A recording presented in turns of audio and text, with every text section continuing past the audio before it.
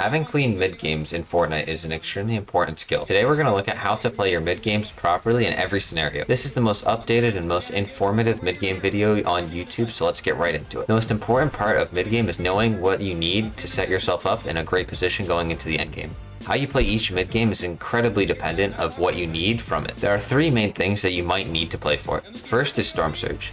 In stacked lobbies, your positioning is incredibly dependent on getting Storm Surge tags. The second is materials and movement and utility. This is when your actual loot is very scuffed and you might need to play for more loot. And finally, there are some games where you just don't need anything. So let's use these three conditions to structure out the rest of your mid-games. It is important that you identify your situation before mid-game starts and as your mid-games continue so you can continuously adapt your plan. Next, let's do a masterclass on player positioning and congestion. There are many things that play into player positioning, and one of the main ones is dead side. Most people understand how the dead side and congested side of a zone works, but the congested side is the side that the zone rotates through, while the dead side of the zone is where the zone is furthest from. Most players know this though. What is less known is how other aspects of the map affect player congestion. The best example of this is when a zone plays over a POI. Many players will rotate into this POI, making it very congested. Another example of congestion forming is through hills. Many players want this elevation for surge and future rotates. This results in some hills becoming very congested with players. Knowing player congestion is extremely important for knowing how you should play each of your mid games. If you need surge or a refresh, it is smarter to play into the congestion to look for these things. If you're already in a great spot, then you can just play into the less congested areas for free rotations. Now that you know where to position based on what you need, let's look at conditioning your position. Conditioning your positioning is when you actively spray teams that try to come near you or your rotates. When you establish yourself in a power position, it is incredibly important to make sure that you don't let anyone else take it. This means that you need to protect it with sprays on anyone trying to approach your position. By properly conditioning your spot, you make your future rotates easier and you make the odds of getting W keyed much lower. Finally, let's look at how you should actually make your mid-game rotates. The most ideal way to make a mid-game rotate is with a vehicle or Spider-Man's. If you can get as central as you can with these items, then you'll be in a great spot going into the end game. If you don't have mobility, you have to start getting more creative with your rotates. The best way to make a clean rotate is by understanding your opponent's sight lines and blocking their line of sight, or LOS. When you are making your rotates, you need to identify the teams around you that can see you, and you need to put something between you and them. This could be a house, a hill, or your own builds. It is extremely important though that you consciously start blocking off your opponent's line of sight so you prevent yourself from getting shot. With all that being said, I hope you enjoyed this video. If you did, make sure to leave a like and subscribe. Peace.